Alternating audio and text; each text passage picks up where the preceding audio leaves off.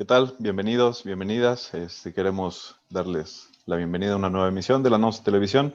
En esta ocasión tenemos el privilegio de que nos acompañe nuevamente Camilo González, Alcino Orihuela y Andrés Zamudio, con quienes vamos a estar dialogando por un ratito aquí por estos medios. Les agradecemos a todos los que nos han acompañado en entregas anteriores y bueno, como pudieron haberse dado cuenta, en nuestra última entrega comenzamos con una serie de programas que tienen que ver con el análisis de ciertas categorías, tanto del análisis político como más general de las ciencias sociales, que bueno, de una u otra manera consideramos que son cruciales, tanto como instrumentos de comprensión de la realidad política y social, como bueno para el debate, si ustedes quieren, en términos un poco más académicos, y poder poner ahí sobre la mesa de discusión algunos conceptos que consideramos que son relevantes. Discutimos en ese sentido hace 15 días sobre la cuestión de la democracia, y actualmente quisiéramos llevar esa misma discusión hacia la cuestión del nacionalismo, o más bien sobre los nacionalismos, platicar con los compañeros qué es lo que entendemos por esa cuestión, cómo se ha abordado tanto en términos teóricos, históricos, filosóficos, y poder establecer algunas conclusiones. Yo quisiera simplemente dar, digamos, un panorama muy general en ese sentido respecto a esta cuestión del nacionalismo y los nacionalismos y cómo se entienden. Y bueno, decir precisamente que se trata de un concepto ambiguo, como muchos de las ciencias y de las categorías sociales, pero que precisamente es ambiguo porque cobra relevancia en ciertos momentos determinados. Yo estaba haciendo cierta memoria y recordaba precisamente en la segunda mitad del siglo XX toda la proliferación de movimientos de liberación nacional o frentes de liberación nacional, sobre todo desde de la izquierda política. Y bueno, pero después con toda la cuestión de la globalización y demás, como que entró en desuso el término, la categoría de análisis, y en la última década, en las últimas 2 décadas, como que ha vuelto a estar en el centro de la discusión, precisamente por la crisis de ese modelo neoliberal globalizatorio. Entonces, bueno, creo que evidentemente es un término que tiene que ver mucho con coyunturas, en términos históricos, en términos incluso geopolíticos, si se quiere, sobre el cual podremos discutir algunas cuestiones muy generales. Yo quisiera poner nada más sobre la mesa una primera definición, digamos, muy esquemática, a partir de la cual pues, yo les pediría a los compañeros sus reflexiones, y decir que evidentemente el nacionalismo pues, está intrínsecamente ligado al concepto de nación, como un constructo teórico, político, cultural, y entonces entendemos como nacionalismos una ideología específica que relaciona precisamente esa forma política cultural a priori sobre la cual podemos discutir incluso su existencia determinada, que es la nación, y una frontera delimitada en términos geográficos, jurídicos, que es la cuestión del Estado, de ahí la famosa expresión del Estado nacional, que es quizá la categoría política básica de la ciencia política moderna. Pero bueno, sin más, yo les daría la palabra a los compañeros. Camilo, quisiera empezar contigo y preguntarte tus reflexiones en este sentido, desde dónde podemos apreciar el problema o la situación del nacionalismo. Gracias, Héctor. Saludos, compañeros. Bueno, primero recalcar tu punto, ¿no? Su relación con el Estado, ¿no? Estamos hablando que un nacionalismo como ideología tiene que ser visto desde la perspectiva de un Estado, ¿no? Estado como esta noción básica y general de población, territorio y gobierno, ¿no? En términos generales, ¿no? Si vamos a analizar particularmente una visión de nacionalismo en términos modernos, pues tenemos también que hacer una referencia histórica, ¿no? Y tendremos que plantear la perspectiva. En el caso de México, bueno, una perspectiva nacionalista sería el primer imperio, que tenía unas dimensiones gigantescas, que tenía unas condiciones interesantes, ¿no? De liberación de Europa y demás, frente a un segundo imperio que pues es de territorio mucho más pequeño después de una importante guerra con los Estados Unidos y tiene otra visión, ¿no? Mucho más de derecha, ¿no? Lucas Alamán forma parte de este conglomerado de ciudadanos mexicanos que buscan el gobierno extranjero. Y bueno, en términos actuales, pues también la palabra está aderezada de conflicto, ¿no? Sobre todo en el siglo XX. En efecto, también lo mencionaste, ¿no? Las expresiones nacionalistas, pues de algún modo fueron de revolución, de independencia o de manifestaciones violentas, ¿no?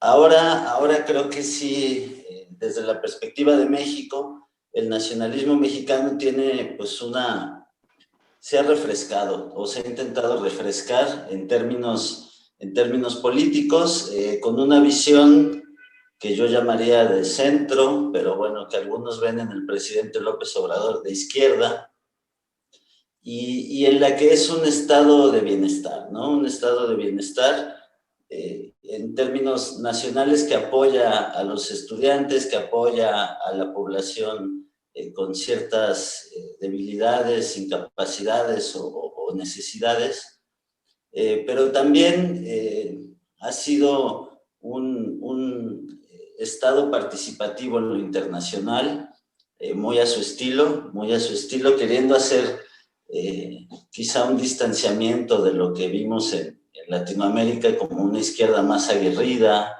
más participativa, más llamativa, ¿no? Aquí la reacción del presidente creo que deja entrever un nacionalismo que sabe su codependencia con los Estados Unidos,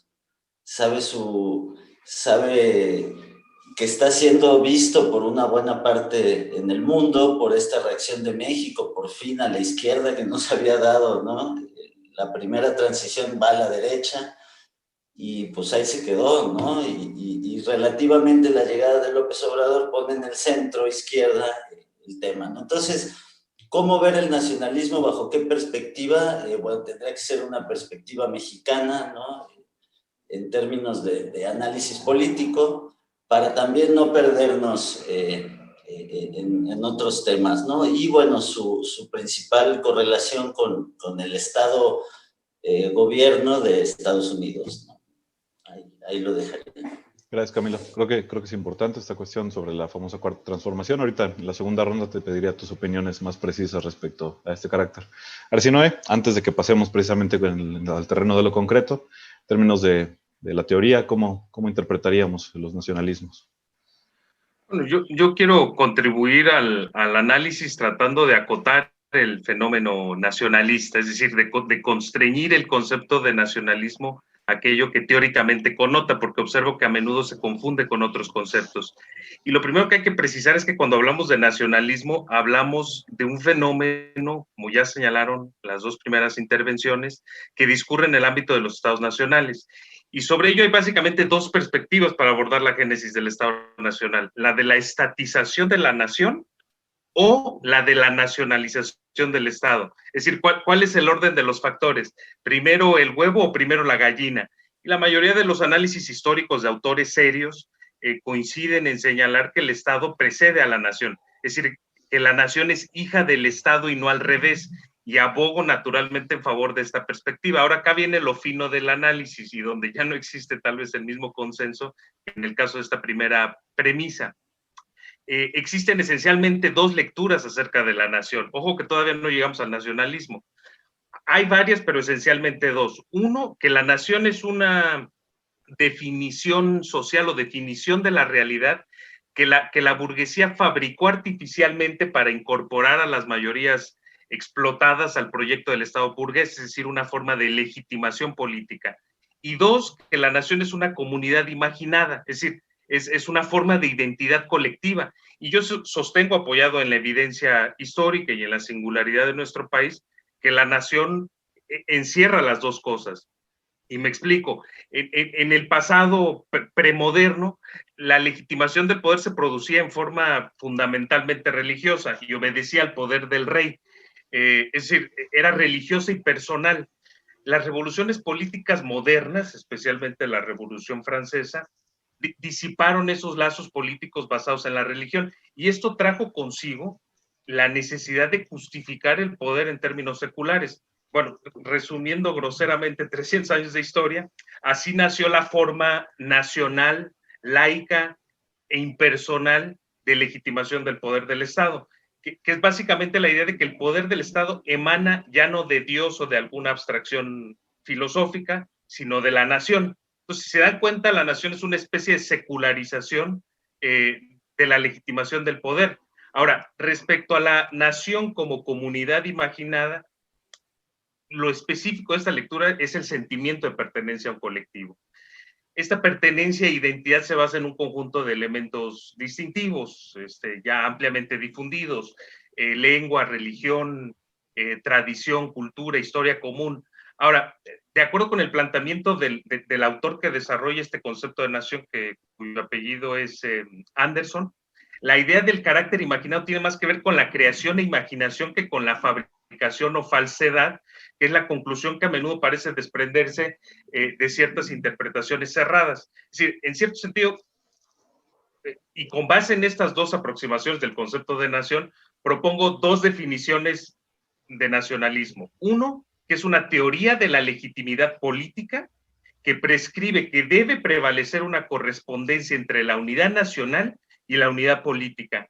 Y dos, es un principio político, no tanto un programa o ideología política, sino un principio político, cuyo elemento esencial es la identificación de una agrupación humana con una nación. O sea que lo contrario de nacionalismo sería la globalización, es decir, la inconexión o desconexión entre la unidad nacional y la política. Y el fracaso del principio nacionalista sería una nación sin Estado, que sería el caso de los judíos antes de la formación del Estado de Israel, o el caso actual de los palestinos después de que los propios judíos ocuparon genocidamente su territorio. Ahora, si admitimos que la nación y el nacionalismo encierran por lo menos las dos interpretaciones antes referidas, es decir, como forma de legitimación y forma de identidad colectiva, eso significa que esa ambigüedad se traslada al terreno de la praxis política. Y son esas diversas expresiones las que voy a tratar en la próxima intervención. Gracias, Arcino. Sí, me parece fundamental eso que mencionas en el sentido de señalar el anclaje histórico que tienen los conceptos. Es decir, independientemente de que se puedan formular desde la teoría en términos abstractos, surgen en coyunturas históricas determinadas. Y yo iría incluso un poquito más de lo que tú referías. No solamente el Estado precede a la nación, sino incluso esa forma ideológica de nacionalismo precede a la nación, entendida como un constructo en términos culturales y políticos.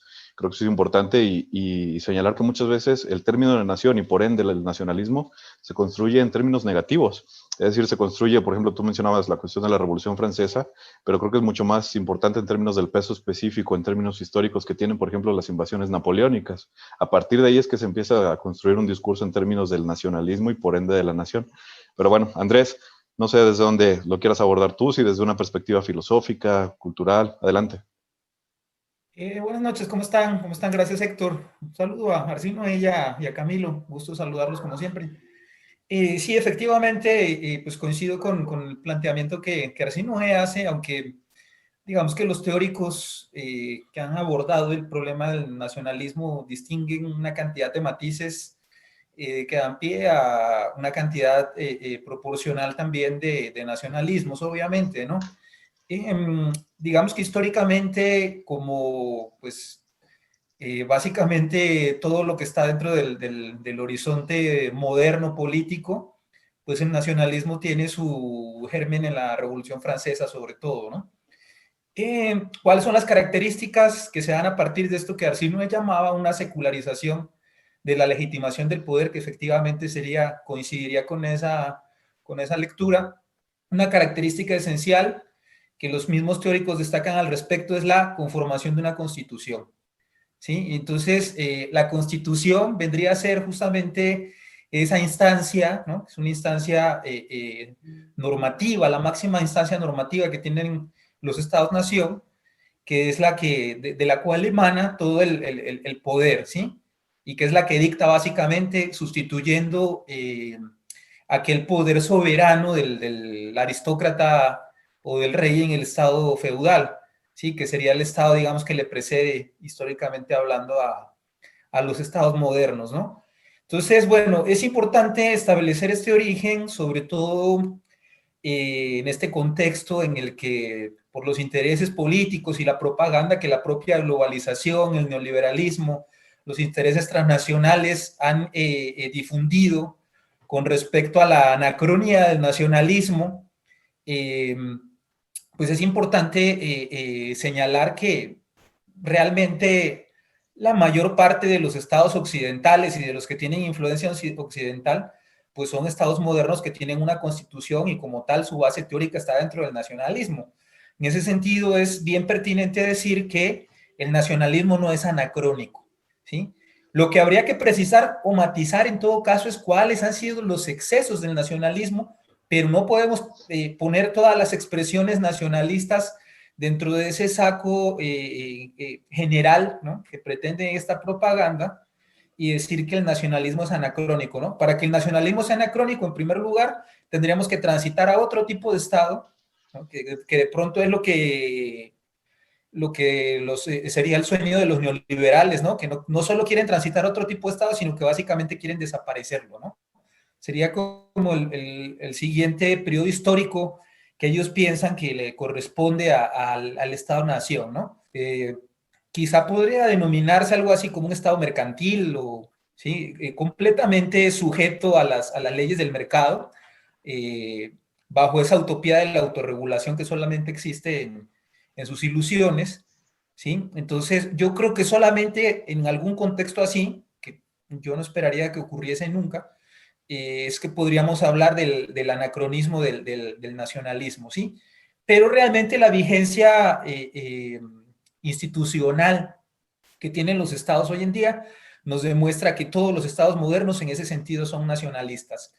¿Qué matices habría que hacer con respecto a estas excedencias del nacionalismo? Bueno, habría que empezar quizá diciendo que, como decía Arsi, no existe un nacionalismo conservador, ¿sí?, que se constriñe a estos aspectos más del imaginario que tienen que ver con la cultura, con el sentido de pertenencia, ¿sí? Pero también está ese nacionalismo que entiende que dentro de un territorio delimitado geográfica y políticamente, pues hay intereses comunes dentro de los ciudadanos que conviven dentro de ese propio territorio, ¿no? Y aquí acabo de utilizar un concepto también que surge justamente con el de Estado-Nación, y es el de ciudadano, ¿sí? Nosotros seguimos siendo ciudadanos, y esa sería otra premisa que, digamos, nos abona también a esta idea que los estados modernos entre los cuales vivimos son ineludiblemente nacionalistas, ¿sí?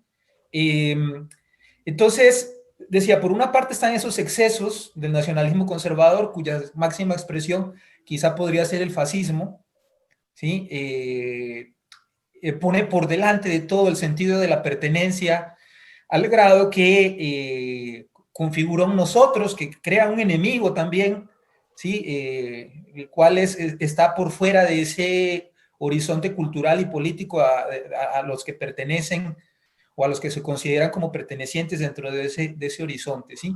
Entonces, efectivamente hay aspectos extremos del nacionalismo que hoy en día pueden ser anacrónicos, pero en lo absoluto podemos decir, como mucha de la propaganda lo quiere afirmar, que el nacionalismo en su conjunto es algo anacrónico y deba ser por completo desechado como idea dentro del imaginario humano de lo que es la filosofía política o la ciencia política, ¿sí?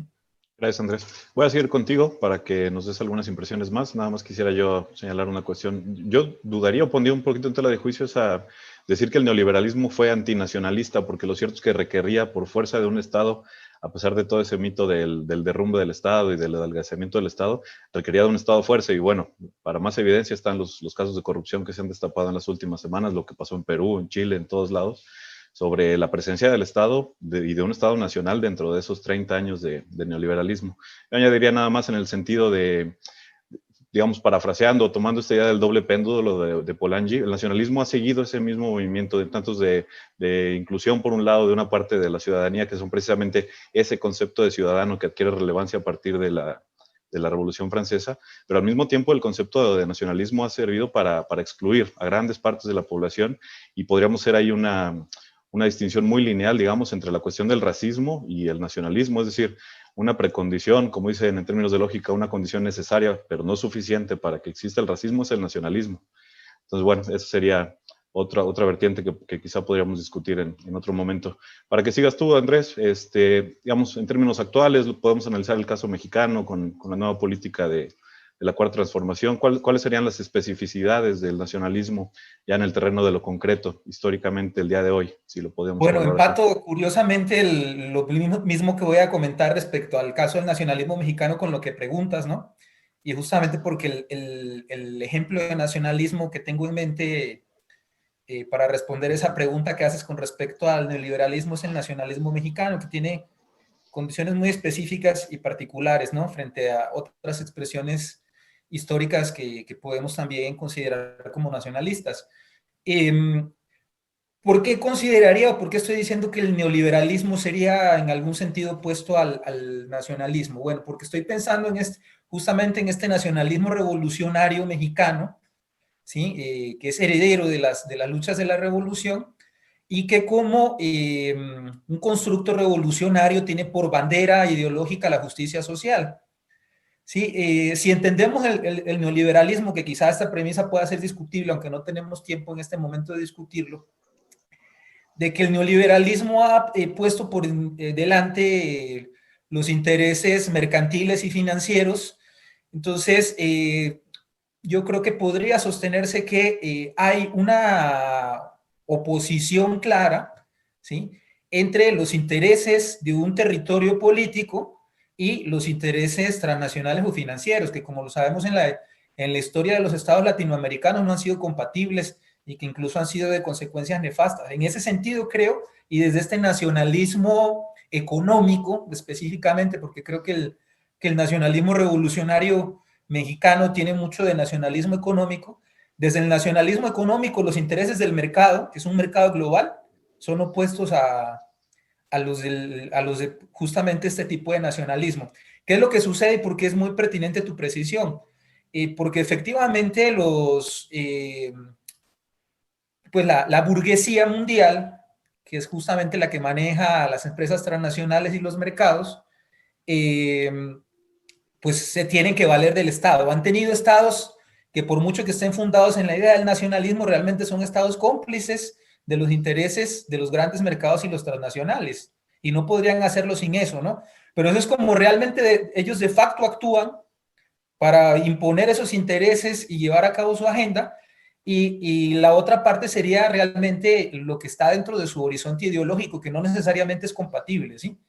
En eso tienes completamente toda la razón, pero creo que eso se explicaría desde esta idea de Marx de que realmente el Estado moderno es a sí mismo un Estado burgués y está configurado para los intereses de la burguesía, irónicamente, ¿no? Entonces, contradictoriamente dentro del Estado nacionalista conviven esos dos aspectos, ¿sí? El ser un Estado burgués y realmente con una agenda de los intereses de la burguesía, pero con un marco ideológico que supuestamente aboga por la justicia social, ¿sí? Entonces, bueno, me sirve mucho esta pregunta para aterrizar en concreto al caso mexicano, y ya con esto cierro la participación, porque, pues, como decía, el nacionalismo mexicano es un nacionalismo revolucionario, perdón, heredero del imaginario que la revolución nos deja, que tiene como base, y como decía, la justicia social, y no solamente se queda en un aspecto ideológico dentro del periodo mexicano, tiene un desarrollo económico fuertísimo, desde Lázaro Cárdenas hasta Echeverría en los 70s, ¿no? Podríamos mirar las tablas del crecimiento económico de México en esas épocas, y hubo años de crecimiento casi hasta el 7%, ¿sí? Sabemos que otra de las características fue la estatización de todos los sectores, ¿sí?, de todos los sectores de interés político y de todas las estructuras políticas del país, ¿sí? Entonces se configuró efectivamente en México un nacionalismo. El PRI, con sus antecedentes en el PNR y el PRM, fueron fuertemente estatistas, nacionalistas en ese sentido, y sabemos que de ese viejo PRI es heredero López Obrador, que con esto concluiría, ¿no? Entonces, el nacionalismo de López Obrador, que lo tiene, ¿sí?, y que ya dejaré para última intervención cuáles serían quizás las políticas concretas que podemos evidenciar o no en este sentido, pero el nacionalismo de López Obrador yo diría que es un nacionalismo revolucionario, un nacionalismo económico, que sigue manteniendo la bandera de la justicia social y que lucha o en su agenda, o que trata de imponer una agenda frente a todos los intereses burgueses que traten de pisotear esa soberanía popular que, como bien sabemos, está dentro de la cuarta transformación, ¿no? Recupera López Obrador esta lectura histórica de Vicente Lombardo Toledano, de los tres periodos fuertes e históricos de México, que son la independencia, la Reforma y la Revolución Mexicana, las tres grandes transformaciones que decía Lombardo Toledano, que son realmente una sola revolución que comenzó y no ha terminado ni siquiera todavía, ¿no? Ese es el imaginario nacionalista que López Obrador tiene y por el cual inclusive denomina su periodo y su régimen como la Cuarta Transformación, que estaría de este contexto de la gran historia nacional y nacionalista del país. Gracias, Andrés. Pues seguiría yo en el mismo hilo que llevas para preguntarle a Camilo cómo ves esa distinción o esa continuidad que trae Andrés respecto. Yo pondría principalmente la década de los 60s y los 70s, a lo mejor no desde el PNR, pero evidentemente pues hay una continuidad en la Cuarta Transformación. ¿Cómo la analizarías tú, Camilo? Bueno, Porfirio Muñoz Ledo es la prueba fehaciente de que la hay, ¿no? Aquí, bueno, yo quisiera comenzar, ¿no? Diciendo que el nacionalismo de López Obrador viene cargado por 30 millones de votos, ¿no? Entonces, parte también de los movimientos ideológicos nacionalistas, pues es que requieren de una fortaleza popular, sobre todo electoral en los últimos tiempos, ¿no? Y en México se había visto en América del Sur, pero en México no se había visto este movimiento de masas que arropa a un liderazgo que es capaz de dictar clases de moral, de política, hacer sentencias, ¿no? Que sobrepasa las labores naturales del Ejecutivo y entra en otros ámbitos del espectro político, ¿no? Entonces es un liderazgo muy peculiar porque es un liderazgo nacionalista, ¿no? Que es cierto también, como lo mencionó Andrés, ¿no? La constitución política que surge a partir de la revolución del siglo pasado en México genera un tipo de gobierno específico que trae causas específicas, ¿no? La justicia social, el reparto de tierras, el ingreso de toda persona a esta visión moderna, ¿no? del mundo. En ese sentido, la transformación que propone el gobierno, pues vale la pena mencionar que es pacífica, ¿no? Es institucional dentro de ciertos cauces, aunque ha generado grandes disputas políticas, ¿no? Choques entre los ideólogos tradicionales de lo que era la visión nacionalista neoliberal, si no es una contraposición de ideas, y que encabezan Castañeda, Camín y demás, frente a otra visión nacionalista en la que es liderada por un extranjero, que es Ackerman, ¿no? O sea, entonces las contradicciones pues son evidentes, ¿no? Porque no es un programa que ya esté hecho. El presidente creo que sí tiene esa ventaja electoral que le permite ir instrumentando su moral en función de sus objetivos políticos, ¿no? Y en términos específicos, el nacionalismo de la 4T es eso, ¿no?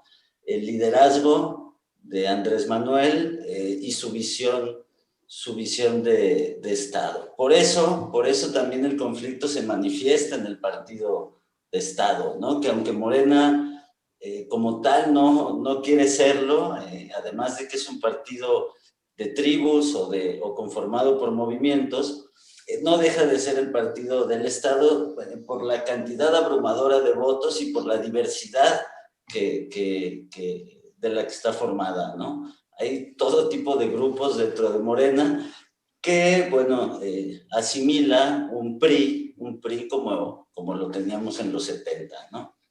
Un PRI donde todos cabían, un PRI casi como partido comunista, ¿no?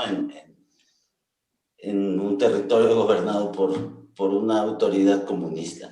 En ese sentido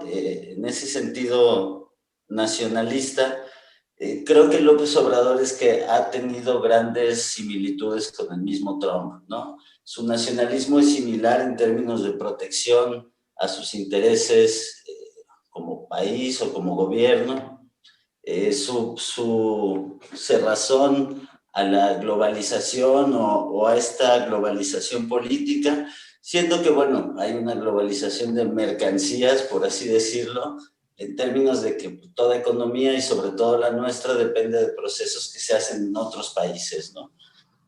Pero también ha realzado ciertos valores importantes y tradicionales del pueblo mexicano, el pueblo entendido como esta parte de la sociedad con mayores carencias, ¿no? Es decir, no son los mismos valores de quienes más necesitan frente a los que más tienen, ¿no? Quizá eso también nos podría hablar de un conservadurismo moderno del presidente en términos de ponerse en una posición donde no había estado ningún otro gobierno, aunque ese era su objetivo, ¿no? Como lo mencionó también Andrés, la justicia social, ¿no? Entonces, bueno, ¿qué veo de esta 4T? Veo un nacionalismo liderado por una persona en específico, que lo que genera un conflicto al interior de los sectores que conforman al Estado mexicano, porque no hay una definición clara, ¿no? Sin embargo, sí hay un consenso generalizado de que México está en la izquierda y que por esa razón lo que se busca con el impulso de esta transformación pacífica, pues es precisamente llegar a la justicia social, apoyar a los necesitados para que el país tenga menos desigualdades y en ese sentido sea mucho más funcional para quienes somos mexicanos y, bueno, para quienes vivimos aquí en general. Gracias, Cam. Sí, creo que una fecha que aún no pasa a los anales de la historia, pero que dentro de poco tendremos que empezar a reflexionar, es el 15 de septiembre del 2008, cuando empieza la crisis famosa con la quiebra de Lehman Brothers, pues, y esa crisis de la globalización nos lleva precisamente, como decía yo en la introducción, pues a recuperar ciertas formas de nacionalismo. Ahora sí, Noé, menciona Camilo sus 30 millones de votos. Al mismo tiempo tenemos el desdén hacia otras formas de nacionalismo, pienso, qué sé yo, en el EZLN, hablamos de plurinacionalismo en el caso de las constituciones sudamericanas, y 70 millones de votos de nacionalistas, si tú quieres, apoyando a Trump. Entonces, ¿cómo interpretaríamos esta reemergencia del concepto? Sí, yo voy a tratar de abordarlos de una perspectiva tal vez más amplia, global. Como dije en la primera intervención, existen múltiples manifestaciones de nacionalismo y hay que tener cuidado con no confundirlas, porque muchas de ellas inclusive son opuestas o excluyentes, como demuestra el revival de nacionalismos en nuestra región. Yo difiero con la visión cerrada de que el nacionalismo es una falsificación de la realidad. De hecho, creo que muchas veces aquello que algunos le atribuyen al nacionalismo no es tal, o bien es solo una de las variantes nocivas de nacionalismo, por ejemplo, el etnocidio o el culturicidio. Claro que tales atrocidades de lesa humanidad han ocurrido en el mundo y en la historia de nuestro país. Lo que propongo que reflexionemos es si conceptualmente es correcto llamar eso de nacionalismo, porque tal vez es otra cosa. Y de hecho, orgullosamente fue un mexicano, no es el guiño nacionalista, Pablo González Casanova, el que propuso un concepto para esas violencias de Estado dirigidas selectivamente contra ciertas minorías o grupos étnicos. Lo llamó colonialismo interno. Y es básicamente la imitación por las clases dirigentes nacionales del supremacismo de los conquistadores. Ahora, la ironía es que muchos de esos grupos agredidos se identifican con la unidad nacional.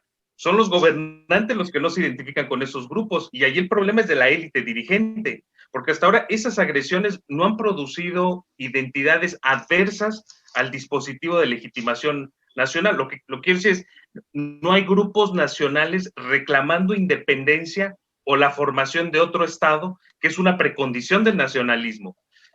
En fin, fue un paréntesis. Regreso a la reflexión sobre los dos paradigmas de nacionalismo que prevalecen en el presente y en nuestra región. Y yo voy a acudir a una distinción más o menos convencionalmente esgrimida. Es decir, hay nacionalismo de izquierda y nacionalismo de derecha. El primero es generalmente referido como nacionalismo liberador o defensivo, y el segundo como colonialista o supremacista. Y sí, lo distintivo de uno y otro es que uno es popular y el otro es antipopular. Y a ver, yo quiero insistir que los fenómenos políticos no pueden ser desprovistos de su momento constitutivo. Y es evidente que el nacionalismo de las metrópolis, como el antiguo imperio de España, o de Francia, o de Gran Bretaña, o de Estados Unidos, pues no es el mismo que el nacionalismo de las periferias, como el de México, Haití, Jamaica o Puerto Rico. a menos que estemos dispuestos a equiparar el nacionalismo etnocida, genocida y nativista del fascismo alemán con los movimientos de liberación nacional en Cuba, Argelia, India o Sudáfrica. O sea, objetivamente no son lo mismo. Entonces, básicamente la característica del nacionalismo de izquierda es que pone acento en la insubordinación de una nación contra otra nación que la oprime. Y el nacionalismo de derecha coloca el acento en algún mito fundacional más o menos retorcido, que dicta que la nación en cuestión debe prevalecer por encima de otras naciones, incluso por encima de las propias mayorías nacionales, como ocurre con el nacional trumpismo o el nacional bolsonarismo, que sin ningún tapujo reivindican la superioridad de la raza blanca en países conformados esencialmente por inmigrantes y gente de color. Así que incluso si admitimos que la nación es una construcción artificial que ha sido históricamente producida por unas élites, lo cual, insisto, es parcialmente cierto, ya lo dijo el compañero, que Marx sostiene en algún lugar que el primer grupo nacionalista de la historia es la burguesía. También es cierto que el nacionalismo, como otras teorías o principios políticos, alojan muchas posibles interpretaciones y manifestaciones. Si fuera apenas un dispositivo de las élites, como incluso también se llega a decir acerca de la democracia electoral, no les indigestaría tanto a esas mismas élites, como demuestran algunos casos recientes en Bolivia o inclusive en México. Y les molesta e indigesta esa variante de nacionalismo justamente porque tiene un fuerte contenido plebeyo y popular. Quiero cerrar con una cita de un politólogo estadounidense, Walker Connor, que dice que el nacionalismo es un fenómeno de masa, no de élite. Una nación existe solamente cuando las llamadas a la conciencia nacional, llamadas en nombre de la nación, pueden alcanzar una respuesta de masas. Entonces, en este sentido, el nacionalismo también es un modo de articulación política potencialmente popular. Sí, de acuerdo. Yo creo que aquí el problema, digamos, en términos del análisis es distinguir entre el concepto y una categoría, es decir, una categoría está siempre anclada en un momento histórico concreto y determinado. Y en ese sentido, pues sí, podríamos hablar efectivamente de que no hay ninguna relación entre un nacionalismo de derecha y un nacionalismo popular, si queremos. Pero bueno, yo insistiría en este movimiento, digamos, de doble sentido del nacionalismo actual, en el sentido de que al mismo tiempo que se convierte en una forma de legitimación, en una forma de construcción de una identidad, puede ser igualmente excluyente, y no necesariamente en términos de tener que ser genocida o racista o qué sé yo, pero sí de definir que un proyecto nacionalista que no encaje con, pensemos el caso concreto de la Cuarta Transformación, pues entonces queda por fuera de ese análisis o de ese marco de referencia. Pienso concretamente en el caso del zapatismo y todo lo que conlleva ello. Pero bueno, yo les pediría una breve reflexión para cerrar esta mesa de análisis, un minutito en el que pudiéramos pintar algunas conclusiones o establecer algunas líneas de discusión. Sigo contigo, Arsinoe, para que cierres tu participación. Bueno, a ver, una comunidad humana que tiene conciencia de pertenencia a tal comunidad, pues es algo deseable. Digamos, en esos términos comunitarios e identitarios, yo creo que el nacionalismo tiene un alto valor social porque genera un sentido de responsabilidad hacia la comunidad que uno habita, y lo contrario serían los apátridas que solo tienen compromiso consigo mismos. Entonces, la carga afectiva a la comunidad nacional, cuando es genuina, es algo positivo. En todo caso, yo creo que habría que apostar por transitar hacia una idea de nación, y tratando de recoger esto que comentas, Héctor, o de nacionalismo, que refuerce el sentido comunitario e identitario, pero que asimile la diversidad pluriétnica que muy a menudo no asimila el nacionalismo central. Ahí está el ejemplo del Estado plurinacional de Bolivia.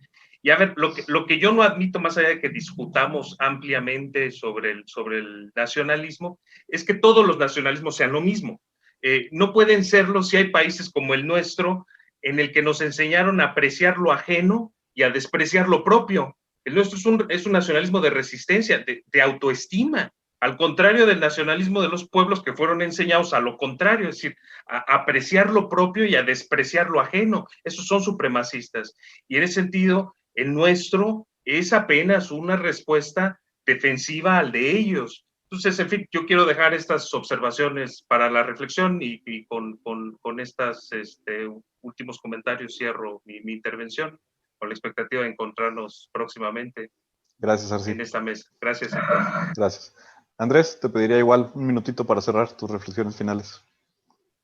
Bueno, ya que pues parte de lo que nos ocupa es tratar de analizar a partir de las categorías teóricas que desarrollamos en un principio, qué expresiones nacionalistas hay en México, la primera conclusión que yo daría, y tomando en cuenta todas estas premisas que ya pusimos sobre la mesa, es que el nacionalismo de Trump y el de López Obrador no son similares realmente, ¿no?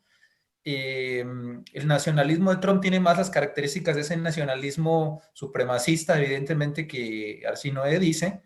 López Obrador, con respecto al exterior, nunca ha externado, por lo menos en el discurso, algo que no sea cooperación, ¿sí? ¿En qué sentido ha sido nacionalista? Repito, son sentidos que ha reivindicado la justicia social y pues parece tratar de armonizar estos intereses populares con otra gran parte de intereses que también respeta, y ahí la ambigüedad política de López Obrador, que no termina de encajar en una categoría ortodoxa de lo que es digamos, el marco ideológico, ¿no? Pero se pueden entender perfectamente los rasgos que tiene, ¿no? He mencionado en algún momento aquí el histórico aumento del 22%, que apoya inmediatamente a las clases populares. Es una de las medidas económicas más fuertes. Y el otro aspecto que tanto ha utilizado la oposición también de manera grosera para golpear, el de las políticas energéticas. La obsesión, dicen los analistas, de López Obrador con la petrolera, no solamente como un gran símbolo nacional, sino como un gran motor de la economía, que López Obrador lo sigue viendo así. Y en general la política energética, ¿no? Es pertinente, yo creo, y habría que rescatar esos aspectos nacionalistas en un sentido económico que no tienen que ver con lo étnico, porque finalmente cualquier ciudadano que está adherido a un territorio, que trabaja dentro de ese territorio, que paga impuestos, que comercia y vive económicamente bajo la moneda de ese territorio, ¿sí? Que comulga con la Constitución y la cumple o se tiene que constreñir, pues evidentemente tiene intereses territoriales que tiene que defender, ¿sí? Y en ese sentido no es que el nacionalismo sea la panacea dentro de la filosofía o la ciencia política. Quizá la humanidad transite algún día o tenga la capacidad, después de no sé cuánto tiempo, no lo veo a un futuro ni siquiera a mediano plazo, pueda transitar a otras mejores formas de organización política, quizá cuando la humanidad entienda en un sentido global la importancia de la cooperación, y entonces sí sea anacrónico pretender que se pueden tener o que se deben tener intereses propios en este sentido territorial, ¿sí? Mientras no sea así, es importante, porque no podemos negar que hay guerras económicas, incluso guerras militares con intervenciones militares, y que mientras estemos dentro de un territorio geográfico con intereses, debemos ser nacionalistas en el sentido de nuestros propios intereses y nuestro propio bienestar, sin pensar nunca, porque eso ya sería un exceso, en tener que pasar por encima de los intereses de otros países y de su propia autodeterminación, que por cierto también ha defendido mucho López Obrador en materia exterior. Gracias, Andrés. Camilo, ciérrala tus reflexiones. Gracias, Héctor. Yo solo ahondar en ciertas características de este nacionalismo moderno mexicano. Sí, si bien está liderado por López Obrador, creo que el que llevara a 30 millones de mexicanos, un alto porcentaje que participara en cuestiones electorales, pues eran ciertas condiciones, ¿no? La lucha contra la corrupción, entendida esta en términos muy generales como toda la podredumbre del Estado, ¿no? Y por otro lado, la reivindicación de causas sociales, de causas históricas, que supuestamente el Estado mexicano debió haber garantizado, ¿no? La salud, la educación, entre otros temas centrales. ¿Qué veo en este nacionalismo mexicano? Bueno, tal vez se le achaca demasiado a Andrés Manuel, porque si bien él tiene un discurso que concentra o que es llamativo frente a lo popular, también está escondiéndose un conflicto latente que no es violento, pero que sí es transformador, ¿no? Y es el conflicto de las distintas partes que conforman al Estado mexicano, es decir, los grupos organizados o no de individuos que están moviendo y que están utilizando este momento de este nacionalismo transformador, por así llamarlo, para participar. Entonces creo que en estos momentos el nacionalismo mexicano tiene una condición ética fundamental, que es participar. Participar porque si bien hay unas condiciones básicas, ¿no? La justicia social, un Estado eficaz, que no siga los patrones neoliberales, también está la posibilidad del individuo mexicano, mexicana, para formar parte de estos cambios, ¿no?